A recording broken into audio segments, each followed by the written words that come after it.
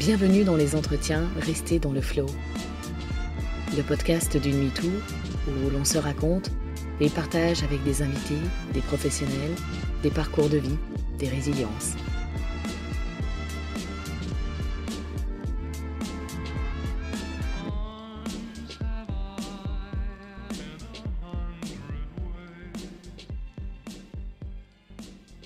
Paulette, tu es une invitée un peu à part pour démarrer cette nouvelle saison de Rester dans le flow et je suis vraiment honorée que tu aies répondu oui à ma demande. Tu as 73 ans, tu vis dans la campagne environnante de Saint-Étienne depuis plus de 40 ans, dans cette maison et ce jardin où l'on se retrouve aujourd'hui. Si vous entendez les oiseaux, chère auditorice, c'est normal, la maison est nichée dans la forêt. Tu as fait toute ta carrière à Saint-Étienne, d'abord comme assistante administrative pour la sécurité sociale des mineurs, Saint-Étienne étant le plus vieux bassin minier de la France. Puis dans un second temps, grâce à tes formations au conseil conjugal et en psychologie, au sein d'une association connue sous le nom de l'École des parents et des éducateurs, l'EPE. Tu étais donc une professionnelle du lien. Des liens. Liens entre conjoints, liens entre parents et enfants, liens intergénérationnels donc, voire transgénérationnels. Et d'ailleurs, nous y reviendrons à travers ton histoire personnelle et la mienne. Nous n'avons jamais été vraiment éloignés. Je me suis toujours sentie proche de toi et tu m'as toujours soutenue. Peut-être même avons-nous été plus proches lorsque j'avais le même métier que toi. La douceur, l'écoute de l'autre, la finesse psychologique, l'indulgence, la tolérance sont, je pense, ce que tu transmets aux autres et même les kilomètres qui nous séparent de nouveau depuis 5 ans ne changent rien à tout ce que tu m'as enseigné. Paulette, j'ai constaté que la synchronicité s'était invitée à l'élaboration de notre échange. Je médite depuis 15 jours grâce à un défi qui a été lancé sur un groupe WhatsApp. Et ce qui est très drôle, c'est que depuis plus de 3 jours, date à laquelle je venais enfin de me mettre à préparer cet entretien, les exercices avant méditation portent sur la mer. Toi. Oui, parce qu'il faut que je sois claire à présent pour les auditeurs et les auditrices, en plus d'être la femme que j'ai décrite en amont, tu es aussi, et à ma grande fierté, ma mère. Bonjour Paulette.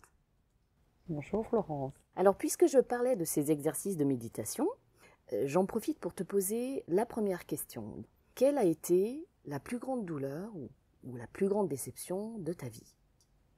Maintenant, à la fin de ma vie, je me dis, mais qu'est-ce que tu as donné aux autres? Qu'est-ce que tu as donné et tu n'as pas fait ce que tu aurais voulu faire? Ce qui s'est passé, qui m'a permis de réaliser mon métier, c'est sûr, de soutenir beaucoup ma belle famille, ma belle-mère qui a été très malade et qui est passée au rein artificiel pendant 20 ans. Après, la sœur de mon mari qui a très souffert et qui est tombée aussi handicapée de par les opérations, etc. Et que j'ai eu en curatelle, etc. Je m'en suis occupée 27 ans. Donc, c'est vrai que j'ai volontiers donné parce que je pense que quand ma mère est revenue de l'hôpital psychiatrique, je m'en suis occupée. Donc toi, ton regret, c'est finalement de t'être occupé des autres, Oui. Mais jamais de toi ? Moi, jamais de moi, oui. Et tu parlais du retour de ta maman. Quand ma mère est revenue... Oui, d'hôpital psychiatrique, pendant 9 ans et demi. Et tu avais quel âge ? Et quand J'avais 6 mois quand elle est partie. Elle est revenue, j'avais 10 ans. Donc tu n'as pas connu ta maman Non. de bébé quasiment Oui. Et 10 ans quand elle est revenue. Lorsque je suis née, jusqu'à 2 ans et demi, nous avons été à la campagne. Ma famille a été obligée de déménager. C'est là où nous sommes allés chez ma tante à Firminy. À cause de ma mère qui était malade, cette tante nous a pris pendant 3 ans et demi. Et nous avons été très heureuses, mais malheureusement, son mari est décédé et elle avait déjà 2 grands-enfants, 2 grands garçons, donc elle n'a pas pu s'occuper de nous. Donc, nous sommes arrivés à la campagne, chez mon père, à la ferme. Et là, ça a été la chape de plomb qui est tombée, mon père qui ne parlait pas, à qui je voulais toujours parler, qui ne parlait pas. Et puis donc la pension chez les sœurs, j'avais 5 ans et demi. En plus, l'école maternelle s'appelait l'asile. Donc pas simple, même pour une petite fille comme moi, qui devait comprendre déjà des choses. Cette vie à la campagne m'a pesé parce que moi j'étais comme mon père. Quand j'étais enfant, pendant les vacances, je ne voulais jamais rester à la campagne. Donc il fallait que je sois en ville déjà pour être ailleurs. J'enviais mes amis qui partaient en camp, qui partaient en colonie, les scouts qui faisaient des camps près de chez nous, là aussi. Combien j'aurais aimé être avec eux, faire autre chose différemment, innover. Et ce qui m'a sauvée, moi justement, toute petite, du jour où j'ai su lire, j'ai toujours lu. Et ça, vraiment, ça a été superbe. Mais ça m'a été reproché, parce que quand je lisais, j'oubliais tout et j'entendais pas ce qu'on voulait me dire, c'est vrai. On peut dire que tu as subi le fait de porter les autres. Qu'est-ce qui fait que tu n'as pas laissé la place aux autres? C'était naturel. On a tellement été élevés à faire des efforts et à donner, jamais pensé à soi chez les sœurs. On était dans le devoir autrefois. Le devoir d'évoluer aux femmes. Oui, c'était commun, quoi. Il devait le faire, on devait le faire, c'est tout. C'est notre travail qui a changé les choses. Le travail extérieur qui a changé, qui a fait évoluer. Autrement, les femmes au foyer, elles devaient tout faire. Et toi, tu as été femme au foyer? Non, non, mais j'ai tout mené de front avec l'énergie que j'avais. Et donc, dans ton histoire, tu as une maman qui a été absente pour des problèmes ou des troubles psychiatriques. Mais on ne sait pas, parce que c'était peut-être simplement qu'une dépression. On ne sait pas. Je suis allée à l'hôpital psychiatrique, moi. Ils m'ont dit, mais madame, on ne peut rien vous dire, il n'y avait pas de médicaments, il n'y avait rien. Donc elle était internée, mais voilà, on n'en sait pas plus. Combien de fois on a enfermé des femmes? Elles n'auraient jamais dû être enfermées. Elles auraient été suivies en dépression, ça aurait été très bien. Oui, parce que du coup, tu étais sa 8e enfant. Oui, surtout les 3 derniers en 1 an, là. Hein. Il y avait 4 petits. Toujours des retours de couche. Les 3 premiers, pareil. Donc tu as grandi en t'occupant de ta mère. Pendant les vacances, oui. Je me souviens que je la coiffais, qu'il a fallu tout lui réapprendre. C'était un zombie. Et une fois adulte, une fois mariée d'ailleurs, tu as dû t'occuper aussi en partie de ta belle-mère et de l'une de tes belles-sœurs. Oui. Et c'est en m'occupant de cette belle-sœur, un jour où nous étions chez toi à Paris, on était dans un grand rond-point où il y avait beaucoup de voitures, et là, le flash est arrivé. Pourquoi tu fais ça? Tu le fais parce que tu t'es occupé de ta mère. Tu reproduis quelque chose dans le soin.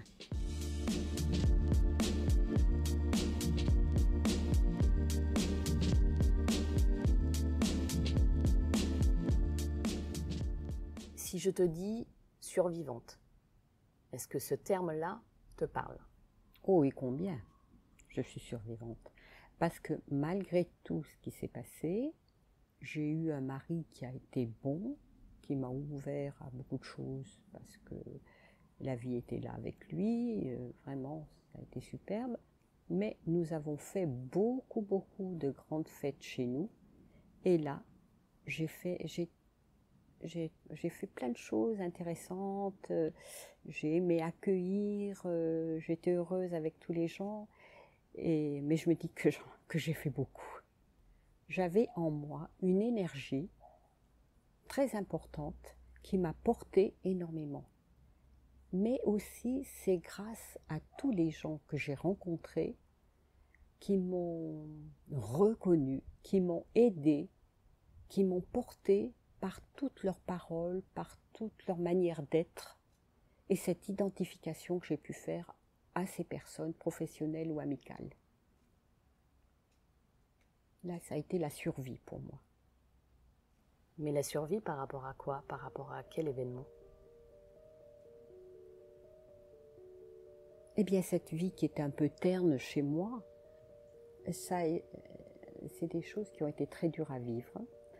Le 3e frère a été incestueux et il a entraîné l'aîné, qui était trop gentil et un peu faible, et que mon père demandait, donc il s'est laissé entraîner par le 3e, et tous les deux, donc ça a été très douloureux, très douloureux.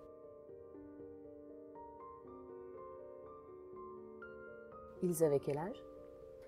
Eh bien, moi j'avais 5 ans et demi, 20 ans. 20 ans et 16, 24. Oui, donc des jeunes adultes, quoi. Oui. Et à quel moment vous avez réussi à stopper les abus? Eh bien, c'est à un moment, je pense que quand j'ai eu mes règles, je me suis dit, j'ai compris quand même bien que il n'y avait rien qui se parlait. J'ai eu mes règles chez les sœurs, en pensionnat, et là, c'est pendant la nuit que c'est arrivé, et quand j'ai vu tout ce sang, je dis, je peux pas me lever, je peux pas me lever. Et donc une sœur est venue, et elle me dit, eh bien, tu es jeune fille maintenant. À 11 ans, qu'est-ce que c'est qu'une jeune fille? On ne sait pas. Et puis après, donc ma sœur Nini, enfin Marie-Louise qu'on dit Nini, m'a expliqué ce qu'il en était. Et là, j'ai dû comprendre des choses et qu'il fallait plus que je fasse ça, quoi. Enfin, que je laisse faire ça. Non, ou il faut arrêter ça. Enfin, quelque chose qui fait que je me suis dit, mais elle le sait. Et j'ai eu honte qu'elle le sache sans qu'on en ait parlé. Alors que la question de la honte, on le sait, c'est tout le temps au niveau des victimes, jamais au niveau des bourreaux, alors qu'on est bien d'accord que c'est au niveau des bourreaux. Mais la honte aussi, elle venait de l'école, où les petites, quand j'avais 5 ans et demi, 6 ans, me disaient « Elle est où ta maman ?»« Je sais pas. Elle est morte. Je sais pas. » Donc là aussi, la honte de pas savoir. Tu reliais les deux événements, pour toi, sont reliés. Oui, de cette honte que tu portes inconsciemment, mais qui te perturbe énormément, parce que tu n'es pas comme les autres.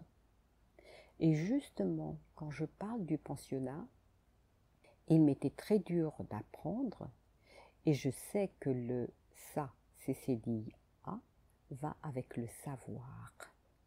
Comment voulez-vous que je sache les choses, puisqu'on s'interdisait d'en parler?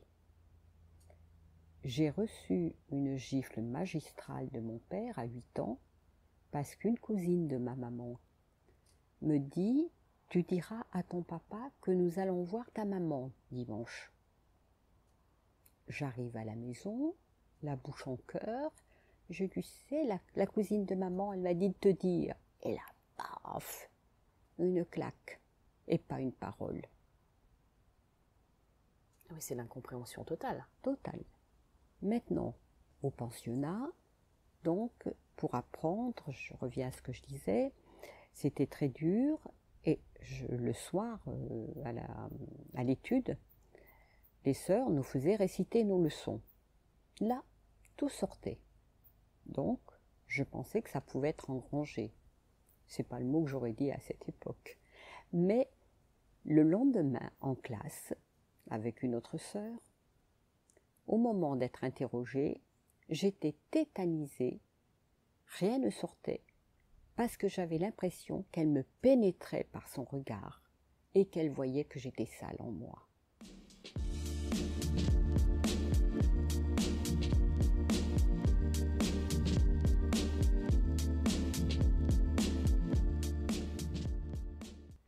Avec tes frères, donc, à quel moment est-ce que tu as fini par accepter ça? Une fois adulte, à quelle période de ta vie? Quel a été ton cheminement psychologique? Ce qu'il faut dire, c'est que dans des familles de la Haute-Loire, mais même partout, les familles avec une éducation très chrétienne, etc., où les enfants n'avaient pas droit à la parole, eh bien, là, j'étais motus et bouche cousue, il ne fallait surtout pas en parler. Donc, je n'en ai jamais parlé. Par contre, c'est quand j'ai eu des relations intimes avec mon mari que justement j'ai eu des flashs. Et là, j'ai pu en parler avec lui, ce qui a été bénéfique pour moi. Et donc, à ce moment-là, j'ai commencé de consulter un psy pour comprendre. Et là, ça m'a fait beaucoup de bien de pouvoir en parler à quelqu'un de bienveillant et qui accueillait cette parole sans jugement. Voilà, c'est à ce moment-là. À 20 ans? Oh, non, je devais avoir déjà 30 ans. 25, 30 Donc ans, tu étais déjà maman? Tu avais déjà deux enfants? Oui, j'avais déjà Philippe, oui, c'est vrai. Mais même toi, oui. Oui, en effet. Du coup, ça me parle beaucoup, tout ce que tu dis là, parce que je me rends compte, et je pense que ça va parler à bien d'autres aussi, qu'on traverse quand même les mêmes étapes, même si ce ne sont pas les mêmes personnes qui ont abusé de nous, au niveau des émotions, au niveau du travail psychologique, au niveau de l'acceptation, la manière dont on se dévalue aussi, tout ce que cela provoque en nous, au niveau du manque de confiance, de l'estime de soi. On voit bien, quand on est survivante, il y a tout un travail et beaucoup de choses à mettre en place pour dépasser tout ça. Après la trentaine, après avoir entamé un travail psychologique, avoir repris les études, être devenue mère, être stable aussi sentimentalement et familialement, est-ce que tu as mis en place d'autres choses pour continuer à t'occuper de toi, à te permettre de relier le corps et l'esprit? Parce que, est-ce que tu estimes qu'il y avait un décalage entre ton corps et ton esprit d'ailleurs, dû à ce que tu avais subi enfant? J'ai travaillé jusqu'à 67 ans à Loire Prévention Suicide, où je faisais des entretiens professionnels. Lorsque je suis revenue à la maison, eh bien, d'être dans la tête de Gamberger, de moulin qui tourne, c'est à ce moment-là que je suis allée faire d'abord de l'art-thérapie, qui a été très intéressante. Et là, j'ai fait une croix en terre, avec la terre d'ici, l'argile, que j'ai toute rayée, que j'ai donnée donc à mon frère aîné, que j'ai envoyé en lui disant tout ce que j'avais souffert à cause de lui. À plus de 70 ans, non, entre 67 et 70 ans. Tu as envoyé une réalisation qui symbolisait ce que t'avais fait subir tes frères. Tu as envoyé cela au plus jeune des frères qui a abusé de toi. Non, le premier, l'aîné. Ah, à l'aîné, d'accord. C'est mon parrain. Oui.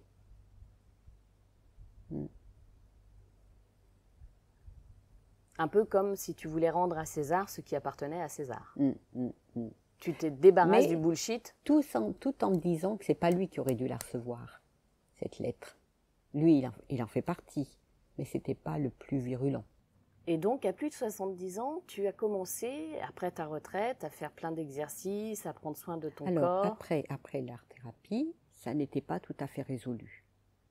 Je suis allée chez une psy qui fait l'EDMR, là, hein, le pendule comme ça.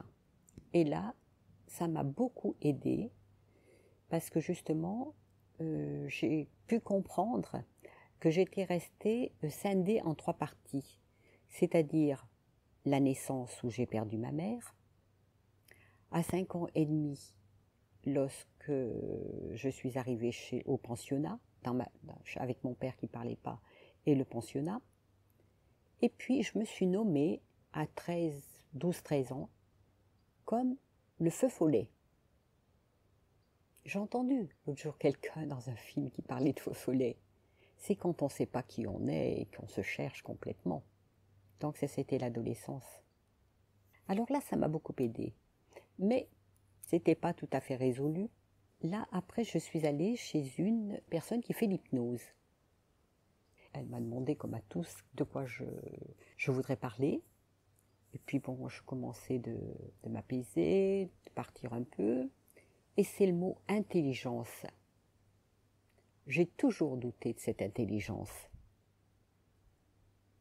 Et là, avec les séances, il y avait plein de portes qui s'ouvraient. J'ai pu dire avec elle que mon intelligence était dans une boîte complètement fermée. Et que là, il fallait qu'elle s'ouvre. Et là aussi, c'est drôle parce que maintenant, donc ça c'était tout avant 70 ans. Et maintenant, je me dis qu'à 70 ans, enfin, je suis heureuse. Parce que je n'ai plus peur de mon corps qui pourrait séduire. Quand j'étais au lycée, j'étais appelée par les garçons l'allumeuse. Alors que moi, je m'aimais pas, mais je m'aimais pas. J'avais ce qu'on appelle la culotte de cheval. Je faisais 40 en haut et 46 en bas. Donc c'était pas simple pour moi, avec mes frères qui me disaient, t'as un derrière, on peut s'asseoir dessus. Et donc c'est maintenant que j'ai plus peur de moi, justement.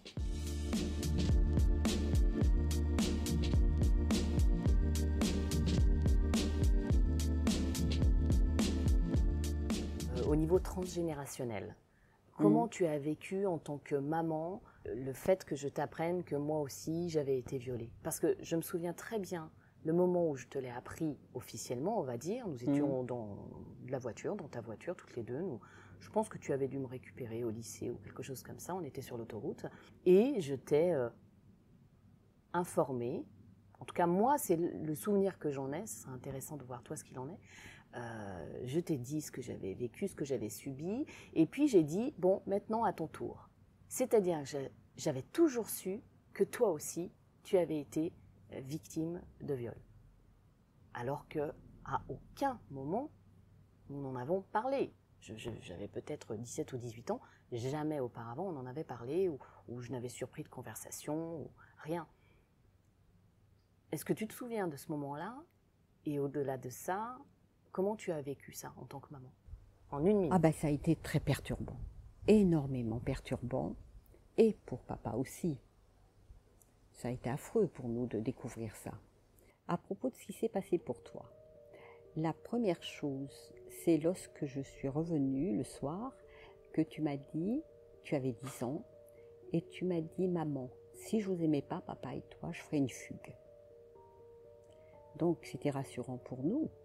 Mais ça a interrogé énormément le pourquoi. Et là, j'ai même suspecté papa.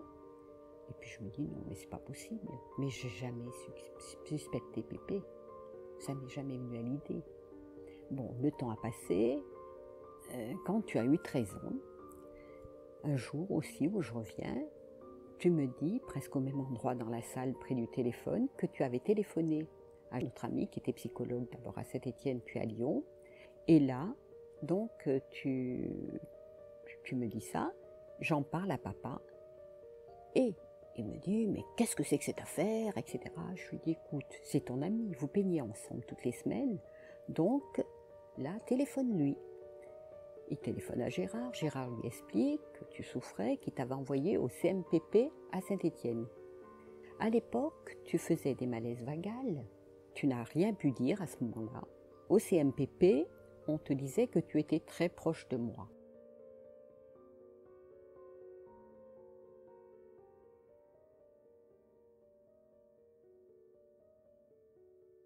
Et qu'est-ce que tu pourrais conseiller à toutes ces femmes, ces jeunes femmes, voire ces jeunes filles qui ont été abusées, qui ont vécu le viol ou l'inceste, pour qu'elles aient de nouveau confiance en elles, pour qu'elles puissent continuer sur un chemin de résilience? C'est qu'elles aient la parole pour se libérer enfin, qu'elles puissent dire, qu'elles se disent qu'elles ne sont pas responsables, mais, comment dirais-je, qu'elles se sauvent aussi par l'art, n'importe lequel, ça peut être la musique, ça peut être la danse, ça peut être n'importe, mais qu'elles fassent quelque chose pour elles et qu'elles trouvent du plaisir à ça. Et de ne pas accuser, parce qu'on a tendance à accuser le monde entier, comme je l'ai eu fait, d'avoir souffert énormément, pourquoi on paye comme ça, mais surtout de trouver ailleurs, dans le regard de ceux qui sont porteurs, qui apportent des choses vraiment sympas, de s'appuyer sur ces gens-là, la résilience justement, et puis de faire des choses pour soi. Parce que c'est ça qui aide vraiment à être soi au plus profond de soi. De trouver, là maintenant, je me dis toujours que j'ai trouvé la Paulette qui était au plus profond de moi. Vraiment. Il y a un réaccordement en moi, très très profond. Tu es enfin devenue amie avec toi-même. Exactement, oui. Celle qui ne s'aimait pas et enfin réconciliée avec elle-même. C'est beau ça comme mot de la fin.